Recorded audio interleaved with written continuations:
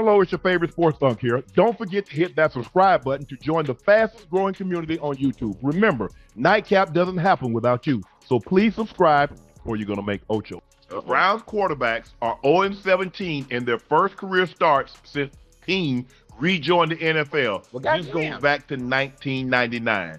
Let that sink in. A quarterback has never won their first NFL start in Cleveland, going back to 1999. Yeah. So basically, that's 27 years. Yeah. That's crazy work. Look at these names from Tim Couch to Spurgeon Wynn. Tom Brady still mad about that Spurgeon win. Luke McCown, Charlie Fry, Derek Anderson, Brady Quinn, Colt McCoy, Brandon Wheaton, Thad Lewis, Johnny Manziel, Connor Shaw, Cody Kessler, Deshaun Kaiser, Kevin Hogan, Baker Mayfield, Dorian Thompson-Robinson, and Dylan Gabriel. All right, buckle up because we're starting with emotional blackmail. Subscribe or ooh-oh will cry. That's level 10 desperation marketing, and honestly, it works. The algorithm does have feelings, and apparently they're sensitive, but this is smart. He sets the tone right away. Chaos, comedy, and guilt-tripping the audience before the video even begins. And let's be honest, YouTube loyalty is fragile. One skipped subscribe button, and suddenly a grown man is in tears off camera. But hey, if ooh-oh crying gets us better content, I'm here for it. Let's keep going. That's crazy, Ocho. Hey, I think That's wild. maybe they just have bad luck in general. Maybe it's just organizational bad luck. Because to not have had a quarterback and to have, I mean, they've had some success, but it was short-lived. It was short-lived that they're still in search of one that they can call their franchise quarterback. And that's why they were so eager to do what they did with Deshaun Watson, because look what they've had to deal with for so long, huh? This is what they've had to deal with for so long. That's why they were willing to throw whatever it was at Deshaun Watson, because you understood the success that he had before, you know, those issues arose. And even after they arose, we still gonna play because we know what we get. You see the problem, though, Joe? And Ocho, look at the years. 99, they had a starter. 2000, they had a different starter. 04, a different starter. 05, a different starter. 06, a different starter. 08, a different starter. You see a recurring theme, Ocho? Yeah, man. Joe, you see the recurring theme? Yeah.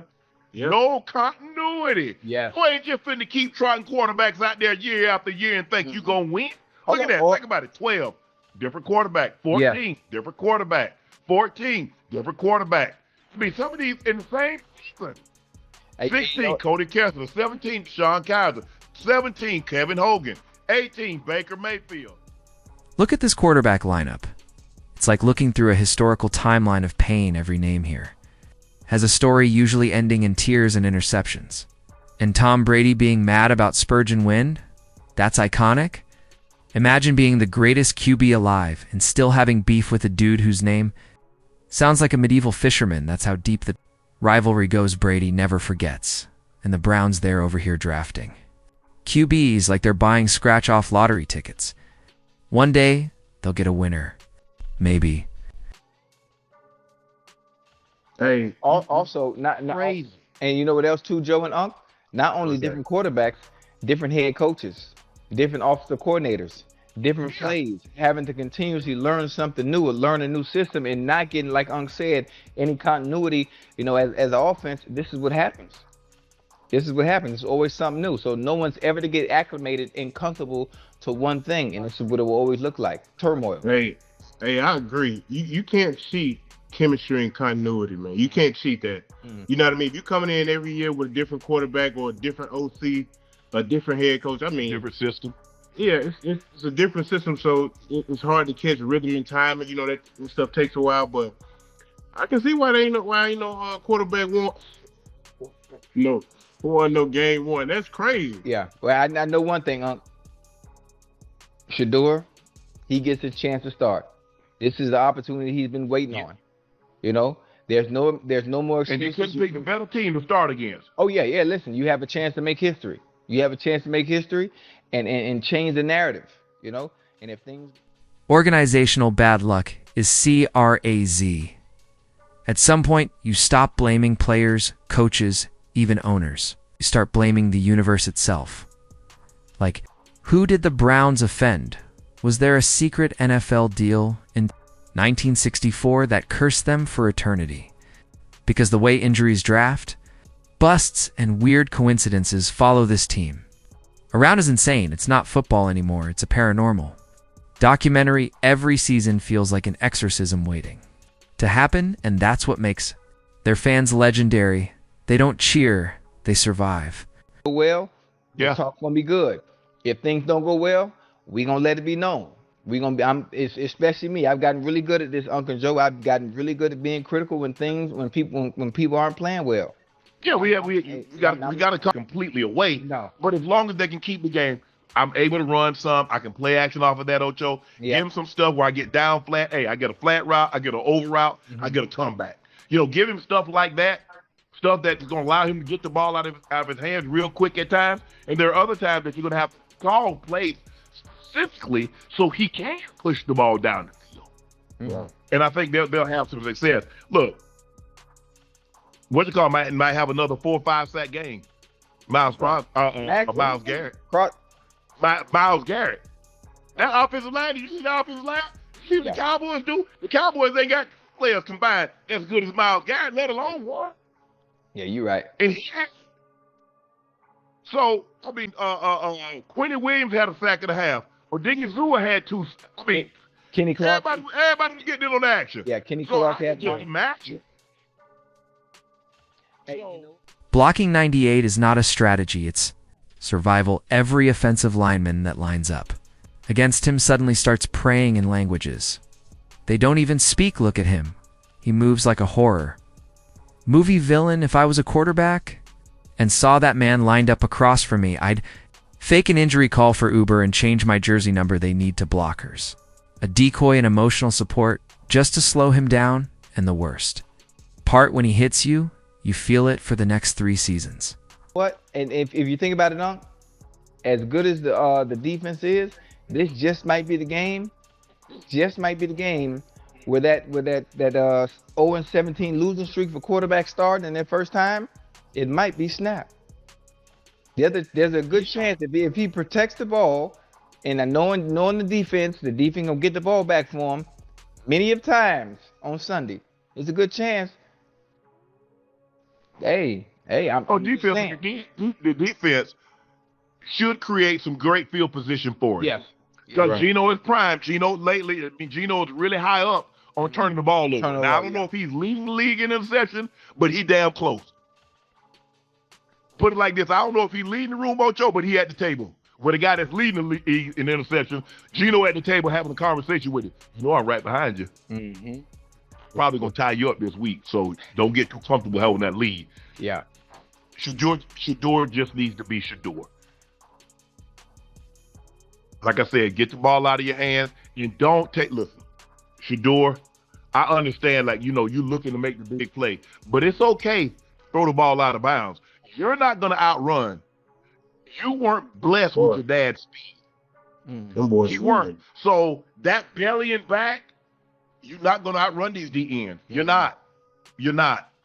All you're going to do, if you're in field goal range, you're going to take your team out of field goal range. Make it manageable. If you take a sack on second down, Ocho, now you put yourself further behind the sticks on third down. Yeah. They need to stay. Myles Garrett with another 4-5 sack game. That's not a normal stat. That's someone playing Madden on rookie difficulty. This man rushes quarterbacks like the Bills are due tomorrow and he's late. QBs see him coming and start doing math in their head about their career choices. He's got speed, power, technique, and pure violence all in one package. Every snap feels like a boss battle. And if he gets hot early in a game, forget it. The offense might as well start punting on second down. In front of the sticks. And that's the thing that you want, like young quarterbacks, Joe, you want them to stay in front of the sticks. You want it 2nd and 5, 2nd and 6. You want it 3rd and 1 to 3. 3rd at the maximum, 3rd and 5. You start getting 3rd, 8, 10, 12, 13, you ask for trouble. Yeah. Right. I believe in it, man. I think he's gonna do pretty well this weekend. Considering, with him having a week with the ones, right? The number ones, he hadn't done that all year. So, and I think he's just a young, confident dude, bro. I feel like he knows this is his moment, and I feel like he's gonna step up and shine. Yeah. Yeah. He waited a long time, 12 weeks to get his opportunity. It didn't seem like it was gonna come. Yeah. But hey, now the opportunity is here. Yeah. My brother said, hey, I ain't getting no run, man. They ain't giving me, hey. John Elway gonna call your number now. Yeah. Just make sure when he call your number, you pick the phone up. You ready? There you go. You ready? There you go. Okay. It took him 12 weeks for him to call his line, call his number. Shedeur answered the phone. Yeah. Answer the phone. That's gonna be a good one. Shedeur spoke about getting first team reps. Truly excited for that, knowing that I have a piece of the offense to say so and how things fit my eye and place and the players exactly where they need to be. Seeing how that come in and out of route, seeing the structure of the old linemen, seeing their set, just having a feeling. I'm more of a field type of a person. So that's how I learn. That's how I do everything. I'm not just I'm a watch it. It's just going to happen. No, I got to be out there, feel it. I got to move around. I like so many details that it takes for me to feel my best, play my best. I'm doing everything in my power. The team's doing everything in their power to help me get prepared. Yeah. Ocho. This might actually be the game where Shedeur Sanders breaks the 0-17 curse. But let's be real, the pressure is crazy. One bad pass and Twitter is going to explode like a volcano. The memes will fly instantly. But at the same time, this is the moment that stars are born. If he pulls this off, if he gets the Browns a win and ends the curse, the internet will treat him like a superhero. This is more than a game. This is a generational trauma breaker moment, and everyone's watching. Yeah. What you think his stats? What you think his stats gonna be? You know what, Unc? I don't want to say. I don't want to jinx it. I just know. You don't want to jinx it? Yeah, I don't want to jinx it. I just know that Stefanski understands what Shedeur's strengths are gonna be. He's gonna understand what Shedeur does well. So the game plan going to that game is going to be dedicated and geared towards what he's able to do well. For one, that's getting the ball down the goddamn field. Having a healthy balance of being able to run the ball so play action works as well when they do want to throw. Yep. And make sure they cannot, under any circumstances, be one-dimensional. They can't be one-dimensional. So a healthy balance of the run, a healthy balance of the pass. And once that young bull get in the rhythm and get any kind of confidence, Joe, man. I think that comes with the prep, throughout the week. Yeah. Especially with the ones, getting that under your belt, that's gonna create a lot of confidence for that young boy, man. Yeah. Going into the game. And I think that's gonna help him, Uncle Ocho. Yeah, and the play calling is gonna look completely different. Because you got a quarterback that can do something different that for sure couldn't. Gonna look completely different. Yeah. Ocho, you remember your first start? Ocho, what you remember about your first start? San Diego Chargers. San Diego Chargers in San Diego, obviously, when they had the baseball field.